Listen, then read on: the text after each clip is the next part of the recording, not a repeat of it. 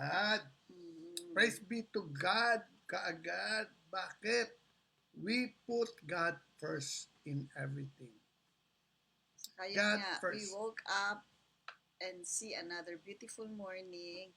It's already a blessing. No? Last week, we visited my high school classmate na hindi na po nagising. Nagkaroon ng cardiac arrest during his sleep.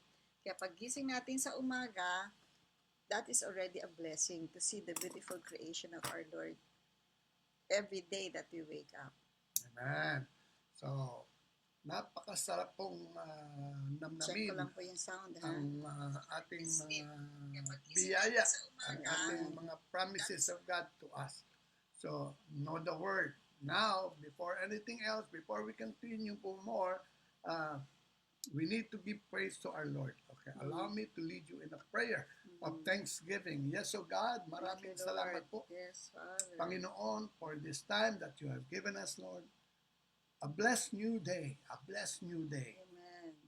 Lord, that we can now receive again lahat ng iyong mga ginawa na para sa amin.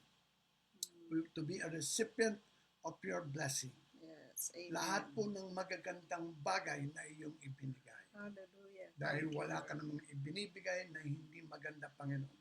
So right now, we just lift up to you our minds, our hearts, Lord, and our tongue to be used by you, Lord, to be a channel, an avenue of your blessing. Yes, Para po amen. mabanggit ang lahat ng messages mo na gusto mo to impart to all your beloved children, O God. Thank you, Lalo Lord. na po sa topic on how to parent your way. And our topic today is about it takes two. It takes two to parent. And right now, Lord, tinataas ko po ang iyong mga anak, ang aming mga kapatiran na nakikinig at makikinig sa broadcast na ito, Panginoon. Give us, Lord, a good, strong internet connection, so God. And right now, kung ano man ang sitwasyon, kung ano man ang kondisyon ng bawat isang pamilya, Panginoon, if there's any symptoms in their family, we say, we cancel it, we uproot it, we rebuke it, and we erase it. In your mighty name, O Lord Jesus. If there's any sickness, O God, in their bodies today, being attacked by the enemy, we say, by your strength, we are healed. They are healed, O God. Amen. Lord, we thank you that you have put us together for a purpose. Husband and wife have been together for a purpose, O Lord, and we know better now. We know what to do. We can be a blessing to a lot of families through this channel, through this broadcast, of God, that we are being used to broadcast your plans for every family, for especially for parents to parent their children the right way, oh The God. godly way. The godly way, yes, the right way and the godly way. Thank you, Lord, that you have used us, oh Lord, for many, many years. And this time, we are using this avenue, the digital times, oh Lord, wherein we could just be speaking out from our hearts by the Yes. power of the Holy Spirit, Yes, O God. things that you want to convey to your people, oh God. Yes, O Thank you, Lord, for this time that we can be, oh Lord, use. And Holy Spirit, we invite you right now Yes. to be the speaker, to be the mouth. We are just the mouthpiece, your mouthpiece. We will just be used by you. Have your way, Holy Spirit, today. In your mighty name we pray. Amen. Amen and amen. Okay, before we continue, okay, you want to greet first the people who are Oh listening yes, now? of course. As always, we have our pastora. Pastora Thank you, Vicky is Pastora. here, and we have a new viewer. Si Asha Udon is watching. How are you? Good morning po. And Mark Kevin Gragasin, Gragasin. Tolosa, Also, Rosario Beyond, and two other more people are watching. And I'm sure marami pa There's pong more. hahabol. Anyway, ahead of time, I'd like to praise God. Praise God for even in my sleep, all right, nakakapag-evangelize. Okay? Sleep mo. Even in my sleep Sa panaginip. this morning, All right, I was evangelizing to a multitude of people. Thank you, And Lord. praise God, I was given an opportunity again. Yesterday, last night, kami po ni Irene, meron po akong dumating na balikbayan na bisita. Elderly cousin ko po sa laki, and together with with his sister. So, he knows that I'm already reaching out sa mga families, sa relatives in our group chat. Pino-forward ko, yung ini-echo ko, yung lahat yung mga biblical messages. And little that I know, that he will ask me for a prayer last night. He asked me a lot of questions, who Jesus is, yung mga relasyon. So, we started talking, all right, more about the Lord Jesus Christ until I asked him to receive the Lord Jesus. It's been decades nung nakita ko siya. I was still a very young boy at that time. So I think I saw him 50 years ago. All right? So, nakakatuwa po na si Lord ang gumagawa ng pamamaraan. Alright? Yung may mga matigang na puso, na maano, sabi nga, wala pong imposible sa Panginoon. Okay? So I encourage everyone, for those who are listening today, the moment na nakuha natin yung mga Word of God, alright? You now have a deposit. The deposit that you can also give out. Amen. You don't have to be a pastor. You don't have to be, all right? As long as you know that you have a purpose and a calling. All right? We know that God, the Lord Jesus Christ, is coming soon. So don't let anybody be left behind. And you know, in the Bible it says the harvest is plentiful, but the workers are few. So, dapat tayo mismo, we encourage ourselves to be a worker, to be there to evangelize people. Kasi people are searching, people are hungry. Yes. Marami silang questions, marami silang, especially kung medyo elderly na, no? Pag young kasi, very on fire yan sa gusto na mangyari sa buhay nila sa mundo. But of course, we do not limit them. We do not limit yung mga age na young people. We really have to tap them, especially yung youth. Kaya a lot of churches now, we have new church na rising up na ang kanilang pinaka-market are the youth. But for us na elderly, syempre communicate well tayo with our same age, and they are really searching. Pero mo ilang taon sila na in confusion, in a religion na wala naman talaga sa puso nila, it becomes a tradition only. So when you see this opportunity, give it out. You share the word of God. It's so easy lang naman po eh. Sasabihin mo lang po ano yung nakalagay sa Bible na if you believe in your heart and confess with your mouth that Jesus is Lord, then you will be saved. Yun lang po kanilang gagawin, no? Paniwalaan nila talaga na si Jesus ang ating tagapagligtas. So And that's once why they open up their mouth, then they are already, they belong now to the family of God. ang ano lang po nun is be watchful on what you say. Ibig sabihin po kung ano lang po yung nare-receive natin from the pulpit, from mga podcast, na alam po natin na true words of God. And never argue with them.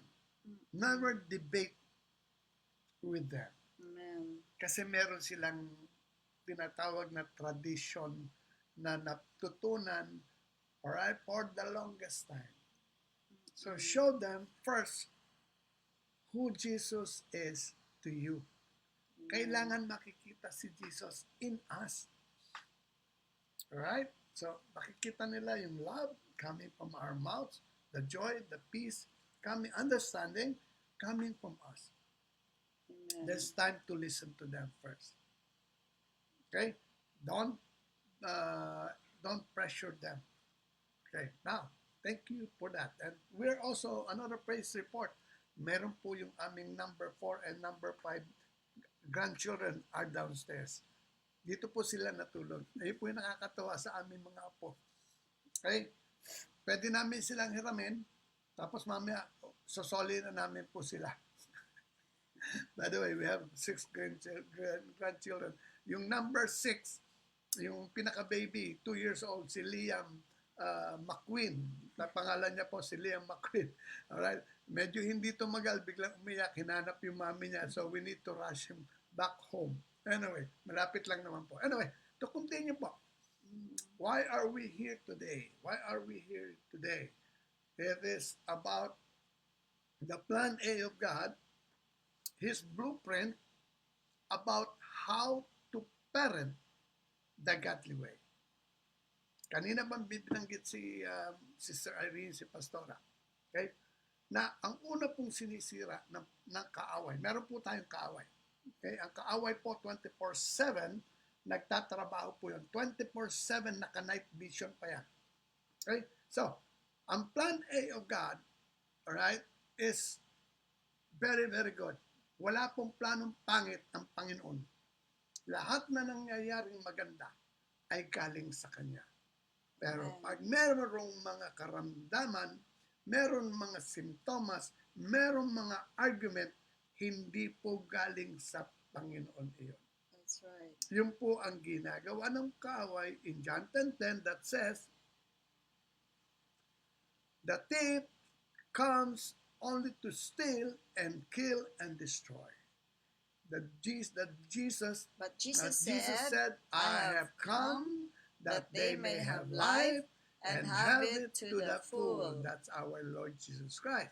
So, contradicting to the plan A of God. Alright? But, in Jeremiah 29:11, ayan po yung isa sa favorite verse namin, for I know the plans I have for you, declares the Lord, plans to prosper you and not to harm you, plans to give you hope and a future. Yan po ang patotoo na ang plano ng Panginoon sa atin ay lahat kagandahan. Lahat po kagandahan. Kaya nga po, ang kagandahang binibigay ng salita ng Diyos, gamitin natin, ituro natin sa marami yung mga naririnig nating magaganda. We can share. Paisa-isa, kailangan lang malaman natin na nangyayari yun. Okay. First thing first, put God first. Put God first at the center of any relationship. Always God first. Putting it in your business, before you think of any business, ask God first. At anything, plano ng buhay nyo, ask God first. Kasi kadalasan po, nadidisregard natin ang presensya ng Panginoon. No? Include God in every aspect of your life. Huwag natin siyang ipanghuhuli. Lagi siyang priority. Lagi natin siyang isasali sa anumang pinaplano natin sa buhay natin. Amen. That's why, in Hosea 4:6, ang sabi po ng Panginoon dito, my people are destroyed from lack of knowledge because you have rejected knowledge. I also rejected you as my priest because you have ignored the law of your God. I also will ignore your children. Alright? But that is the old before. But God so loved the world that He gave His Son. His name is Jesus Christ. Para po lahat tayo ay magbalik loob, makita natin ang pagmamahal ng ating original parent, because si God po ang ating original parent.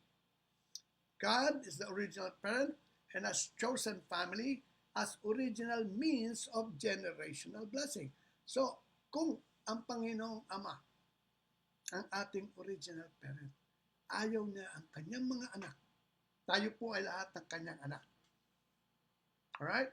So, kami po ngayon, being parent and at the same time grandparent, are considered caretakers of God's children. That includes you those who are watching today. Lahat tayo mga parents, we are just caretakers of God's children. Kaya importante po na alam natin paano ba alagaan ng mga anak ng Panginoon. Kasi kung babaliwalain natin to at Wara. riwara, ano pa ba? Riwara. The children will go astray. Ano sasabihin ni Lord sa atin pag naibalik natin sa kanilang at ang mga anak niya? What have you done to my children? Tatanungin tayo ni Lord yun pag hinarap natin sila. Si Lord, what have you done to my children? Can you imagine? The Lord will not be pleased pagka hinarap mo siya kasi anong ginawa mo sa mga anak niya? We have a big responsibility talaga. Kaya po binigay sa atin ating mga anak, ang ating mga apo is para pangalagaan.